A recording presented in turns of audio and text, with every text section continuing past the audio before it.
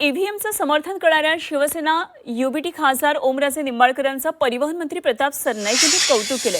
उद्धव ठाकरे आणि संजय राऊतांनाही ओमराजे यांनी सांगावं असं सरनाईक यांनी म्हटलंय। तसंच झेडपी निवडणुकांनंतर ऑपरेशन टायगर होणार असल्याचंही सरनाईकांनी म्हटलंय। आणि एकीकडे विरोधक ईव्हीएमवर कडाडून हल्ला करतात, तसंच पुन्हा एकदा बॅलेट पेपरवर निवडणुका घेण्याची मागणी होते। आणि असं असताना शिवसेना युबीटीचे खासदार ओमराजे निंबाळकरांनी ईव्हीएमचं समर्थन केले। ईव्हीएमवर अविश्वास दाखवू नका असं आवाहन ओमराजेंनी केलंय। तर ईव्हीएम मध्ये घोळ असता तर ओमराजे खासदार झाला असता का असा सवाल त्यांनी केलाय।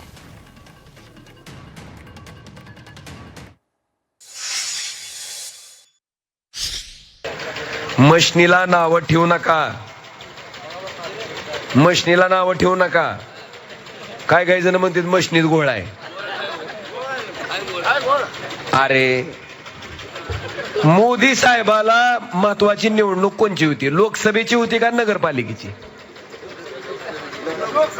मग गोळ लोकसभेलाच केला असता ना, गोळ झाला असता तर ओमराजे खासदार झाला असता का?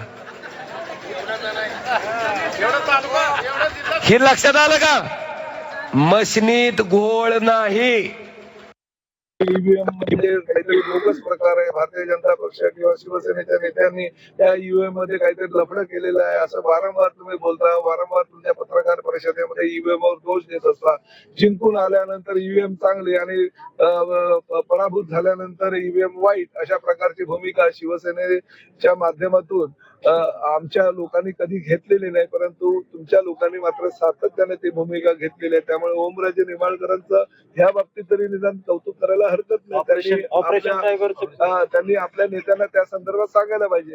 ऑपरेशन टायगरचे संकेत आहेत नाही, आता जास्त आम्ही बोलणार नाही। ऑपरेशन टायगर हे जिल्हा परिषदेच्या निवडणुकीनंतर परत चालू होईल। जिल्हा परिषदेच्या निवडणुकीपर्यंत ऑपरेशन टायगर सध्या शांत आहे।